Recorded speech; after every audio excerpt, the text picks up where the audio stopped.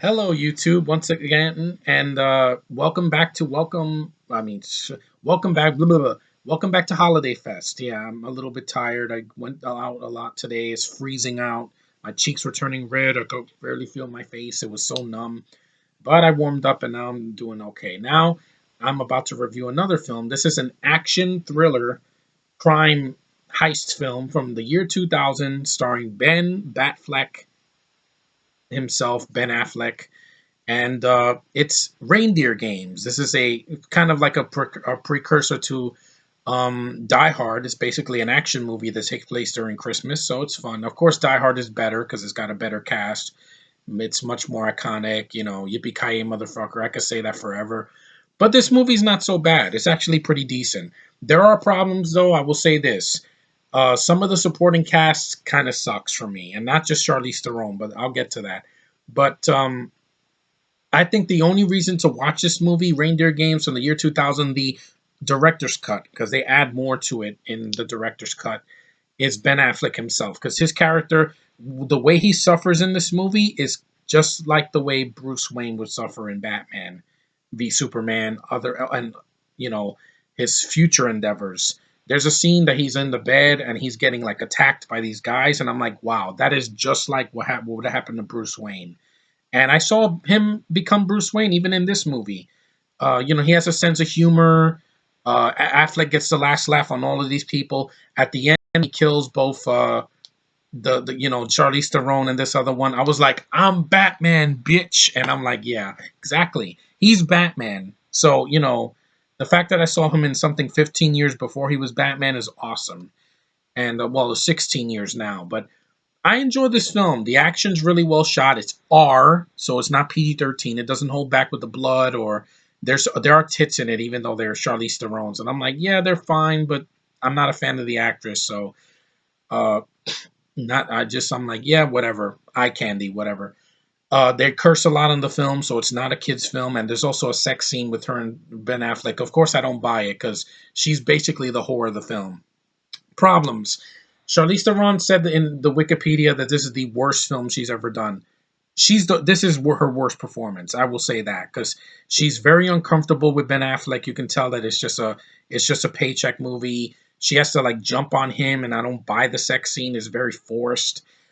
She's a whore, like I said, because literally she has a fling with three guys in this movie: Ben Affleck, Gary Sinise, and at the very end with James Frain. Spoiler alert. But I just didn't care about her. She looks like a little girl in this movie. This was a couple of years after she did the Mighty Joe Young remake. I just don't like this actress. I know everybody's raving about Mad Max Fury Road. Fuck that movie. I don't care about that movie because she is not a strong woman to me. A woman with soot on her face and a bald head. Yeah, I have a bald head, but you don't see me getting an Oscar nomination or whatever, or universal praise for putting soot on my face and running in the desert and being I'm a tough bitch. Yeah, no, I don't buy it. Sorry. The only movie I will give credit for her in is when she won her Oscar for Monster. That's about it. Everything else is either I can tolerate her or I don't. It's either I take it or leave it. I'm not a person that loves this actress. I'm sorry. She's kind of boring in the movie. She's a weak character, does nothing for me, and she kind of makes a movie a little bit too long. Another problem is the lead villain.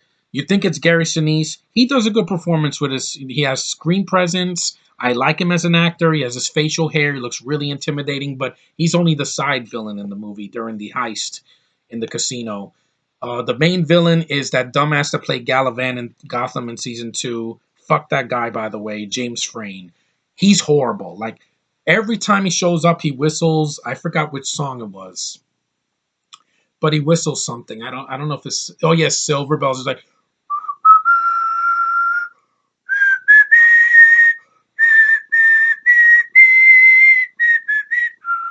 I'm like, you're not intimidating James Frain. I know it's you because he does that in the beginning of the film when him and Ben Affleck are in prison and they're like friends, and of course he betrays him at the end. Yeah, who didn't see that coming? And then Charlize Theron is all over him at the end, and I'm like, you are. These two characters are assholes. I'm glad Ben Affleck puts them in their place.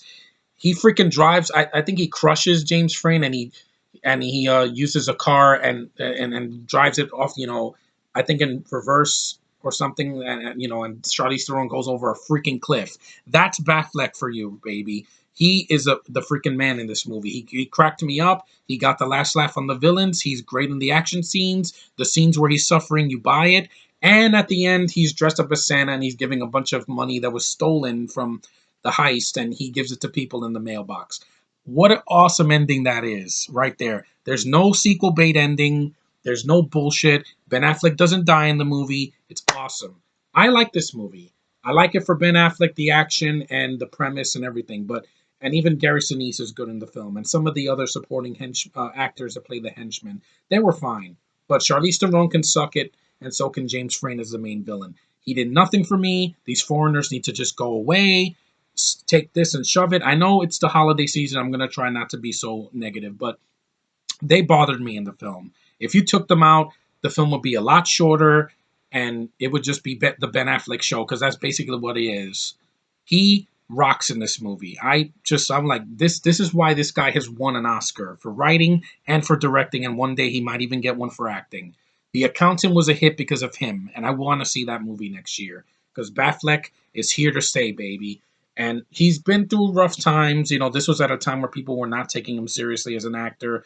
Because then years later he did Gigli and was with J Lo, and then he did Daredevil and got so much shit. I don't know why. That movie is good. I don't care what people say. The director's cut of that is awesome. This one is also really good because it adds more to the film. It doesn't just add like 2 minutes of scenes and that's it. No, it's a completely longer cut of the film because the theatrical cut is like an hour and 40 minutes, so there's a lot of scenes missing and some plot points don't go anywhere. But here, it adds to the movie. So if you want to see an action film and you've seen Die Hard and Die Hard 2, pop this one in your DVD player, Blu-ray player, or watch it online. That's how I saw it. And I like the film. I do. But like I said, the villain sucks. Your lead chick sucks. And she even said it, that this is the worst movie I was ever in. Yeah, Charlize Theron, you done Aeon Flux and you did freaking the Italian Job remake, which I liked. She could have been cut out. Just saying. Not a fan of the actress. You could have gotten anybody. You could have put Angelina Jolie in this movie and it would have been a lot better. Because at least maybe she was too young for Affleck. I don't know. But I would have preferred her. At that time, I liked Angelina Jolie. Charlize Theron, no. Sorry. Your tits won't save the movie. I'm sorry. I've seen better. But anyway, it's a decent movie. Watch it. Give it a chance. I would recommend it. And it's R. So don't let your children watch this movie because if a little girl, little boy sees her wrestling with Ben Affleck and they say, "Hey, mommy, what are they doing?" You don't want to go through that. Don't show this to your kids. Watch it with only adults because it's that kind of a movie. But I like it. I want to get it on DVD someday. But I'm getting it for Ben Affleck. That's it. He's the man. He's the reason I can keep watching that movie.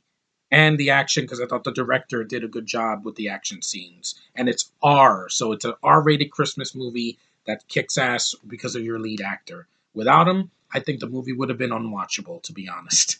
Because it'd just be Charlize Theron stealing the spotlight. And I'm sorry, don't buy her.